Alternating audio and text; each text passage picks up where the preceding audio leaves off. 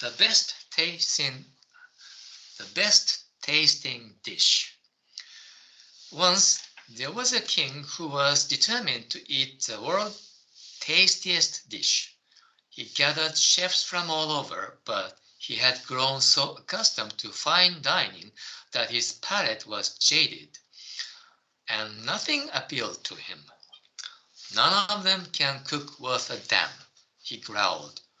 Find me a better chef.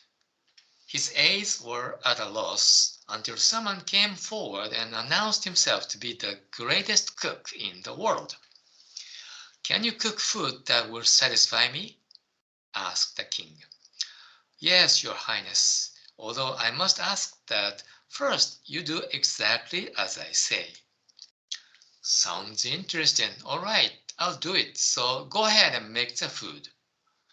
For the next 3 days, the new chef never left the king's side, but simply sat and did nothing. When are you going to cook for me? Asked the king. Soon, your highness, I promise. On the third day, when the king was weak with hunger, the chef brought in a simple dish of vegetables. Here is the world's tastiest dish, just as promised. Bon appetit. The king fell to ravenously. After wolfing down the dish, he marveled. I've never eaten anything so delicious in all my life. What is it, and how did you make it? The sauce that makes all food delicious is hunger, replied the chef. When you are close to starving, any food tastes like ambrosia. The pleasure of eating comes from the lessening of hunger. Without the discomfort of hunger, the pleasure of fine dining could not exist. The same is true in life. Those who avoid suffering cannot experience pleasure either. True happiness is not for the timid. The message in this story is very simple. Maybe many people already know this, yet not many put it into practice. We all want to remain in our comfort zone, and then we want to achieve something big, but that is not possible. Those people might be called timid. Yeah, they are afraid of getting out of the comfort zone. People are afraid of facing a lot of difficulties. And this is human nature. I don't blame anybody. I also share the same fallibility, and nobody is exception.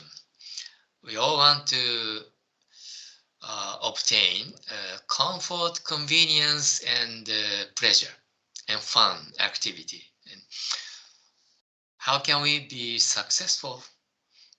Yeah, first we need to make effort. Here the author used the word suffering, but it's the same with making effort. Why so many people like hiking? Because they want to enjoy the great scenery from the top of the mountain. After sweating a lot on the mountain path, and sometimes we want to give up because it's so painful to climb the steep slope. But because of that hard process, the joy of reaching the summit is greater, and we will enjoy the scenery more, and maybe we will enjoy the humble lunch on top of the mountain. If we reach the top of the mountain with the chopper, I don't think the joy will be so great. Maybe rich people will reach the top with chopper, but that's not fun. That's what the king might do. But because of this wise chef, even this king went through the 3 days of fasting. It's a little difficult for even for me to practice 3 days of fasting, but this king followed the chef as what chefs instructed, and that's why even such a humble vegetable dish tasted like ambrosia. So this applies to every aspect of human life. So we should not spare our effort and time and money or energy in order to achieve something great. That is something we have to overcome. Yeah, we have to set a goal and set off on our journey. That's what I think we can learn from today's topic. Good job, everyone.